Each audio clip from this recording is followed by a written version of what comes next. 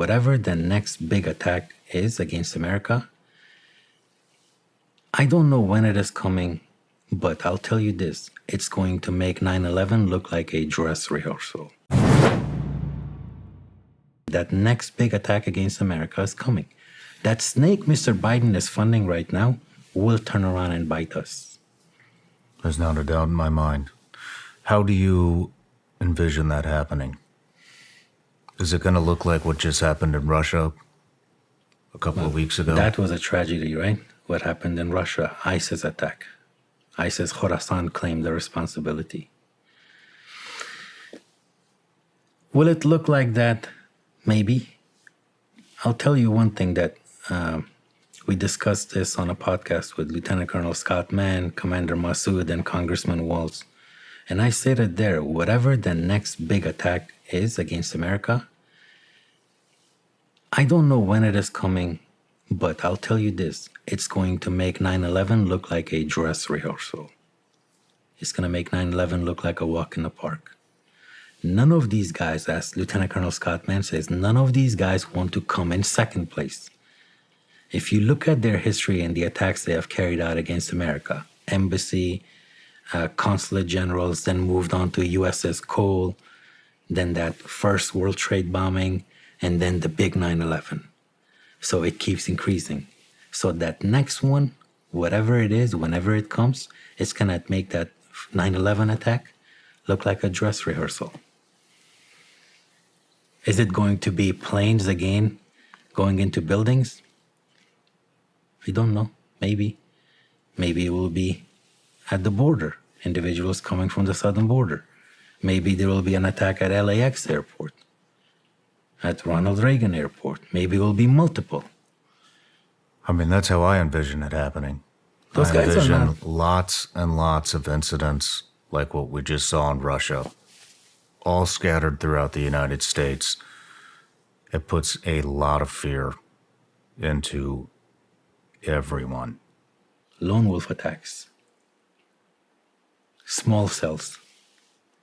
Pressure cooker bomb, like the Boston Marathon bombing. That Pulse nightclub. Yes.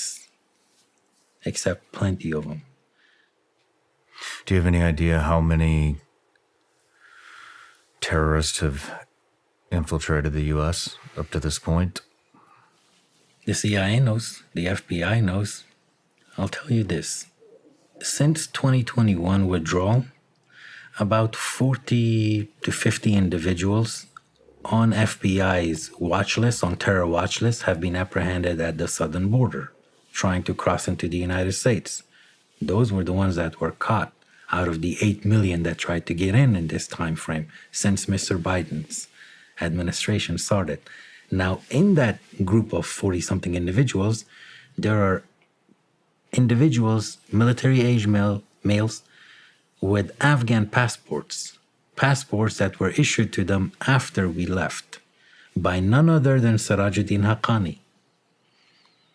And these are the guys, like I said, that were caught. How many getaways? Are they in Idaho? Are they in Wyoming, in Montana? I don't know. And these are not necessarily Afghans, people who were born in Afghanistan. Within a week, I can make you Mullah Shawn Ryan. You just need money. Give it to Haqqani Network. Give it to Sirajuddin Haqqani, and he's going to make you Haji Shawn Ryan, Mullah Shawn Ryan. Give you a different date of birth. Give you a passport. Who controls the passport department in Afghanistan?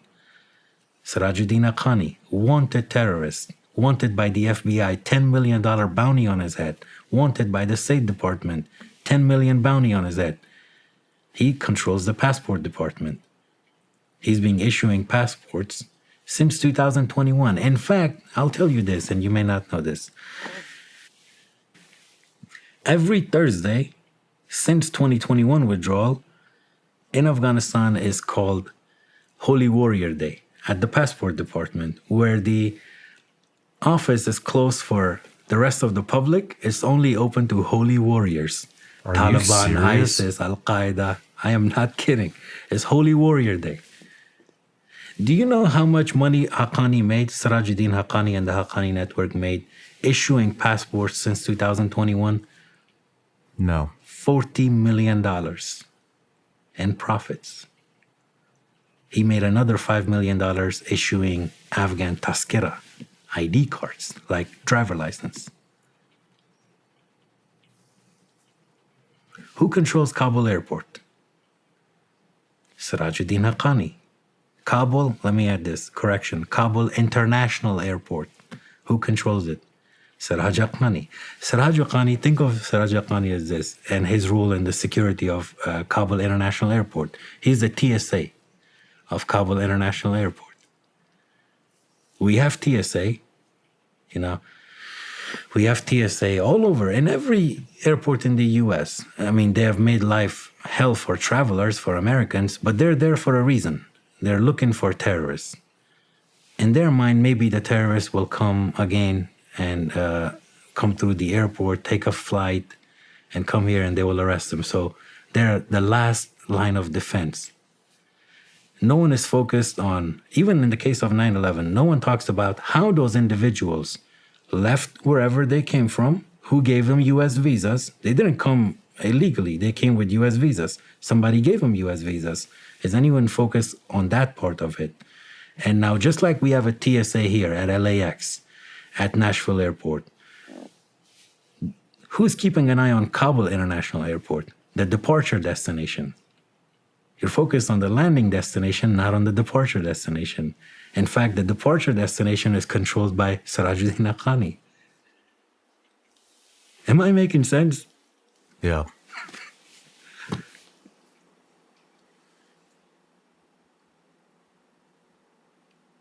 It's hard to believe, but you're making a lot of sense. I mean, it's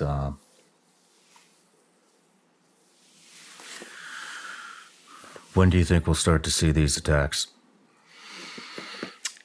If we compare the first reign of the Taliban to today and the presence of foreign terrorists in Afghanistan, in terms of timeline and history, I would say we're somewhere in 1999.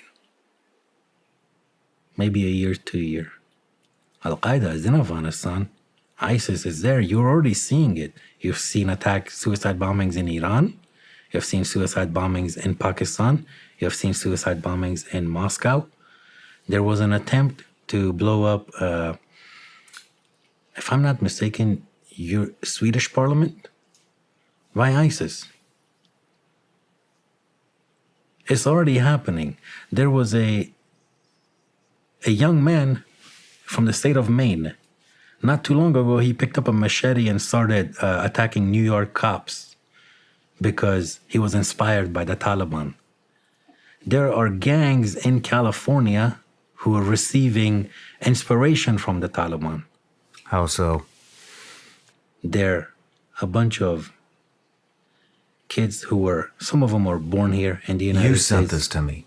I did? This is where I've seen this. You sent this to me. So you've seen it. I have. It's unbelievable. They're talking about the Taliban in Fremont, California. We'll put the video up right now. They're talking about how they went to Pakistan, to have Taliban-controlled Afghanistan, and they're showing Taliban flags. They're talking about the repression of women carried out by the Taliban, but they don't see it as repression. This is Islamic, they say. This is part of Islam. You literally have American youth brainwashed by the Taliban right here. They think what happened in 2021 was a victory of the Taliban, a military victory of the Taliban, a military victory. They think the Taliban are glorious heroes. This is really what's happening right here. What do you think they're waiting for? Why haven't they hit us yet? It's a long-term thing. And like I said, don't say they haven't already attempted. They have. Like I said, individuals on terror watch lists were apprehended. Yeah, now, if they it's had not been impossible. With that apprehended, many people coming across the border, it is impossible to keep tabs. I mean, they have no idea who's coming through.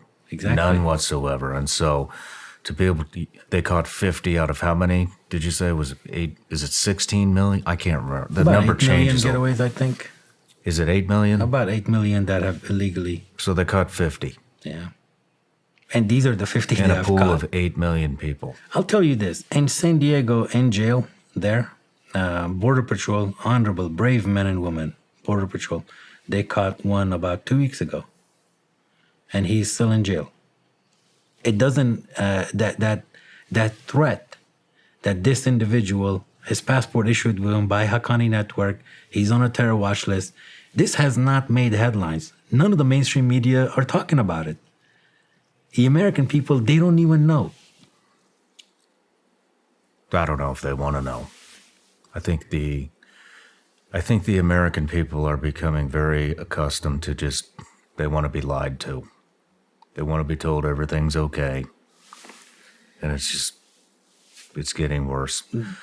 Do you think that maybe that the terrorist organizations haven't struck yet because things are wide open right now? It's easy to infiltrate. Do you think they'll wait until there's stronger leadership, until infrastructure begins to lock up and not allow them through? Are they patient enough for that? They're very patient. They're very patient. But is that why they haven't? I'm not going to say it. I honestly, I can take guesses, but I don't know. Maybe the day you release this, there will be a terrorist attack. Do I think it is coming? Absolutely. Do I know exactly why they haven't done it?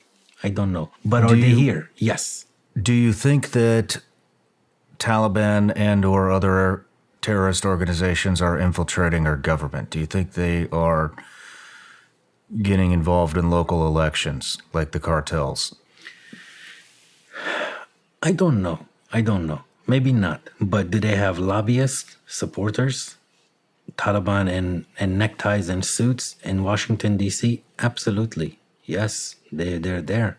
They have been there for so long. Just have a look at the speech of the current U.S. Special Envoy to Afghanistan, Mr. Thomas West. He's really whitewashing the Taliban. Zalmay Khalilzad, he wants more collaboration with the Taliban. The U.S. Chargé to Afghanistan, Karen Decker, out of Doha, she's whitewashing the Taliban. In fact, she meets with representatives of Haqqani and Taliban all the time in Doha. And this is the same individual who says there shouldn't be a resistance against terrorists in Afghanistan and that she will not support any armed resistance against terrorism in Afghanistan. She's the same woman who was asked by one of the most famous journalists of Afghanistan, Sami Mahdi. He asked him on Amu TV, said, what about Sirajuddin Haqqani? Is the U.S. still trying to kill him, arrest him, put him in jail? Is Sirajuddin Haqqani still a terrorist? She says, I cannot answer.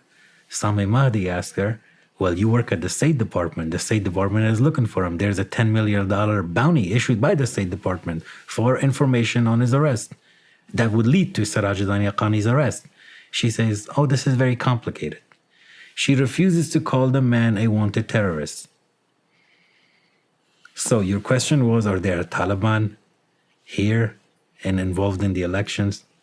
I say they hold official offices and they're here. Just have a look at their statements and then you tell me if these people are not Taliban sympathizers or if they're not whitewashing the Taliban. Man, that's scary. No matter where you're watching Shawn Ryan Show from, if you get anything out of this, please like, comment, subscribe, and most importantly, share this everywhere you possibly can. And if you're feeling extra generous, please leave us a review on Apple and Spotify podcasts.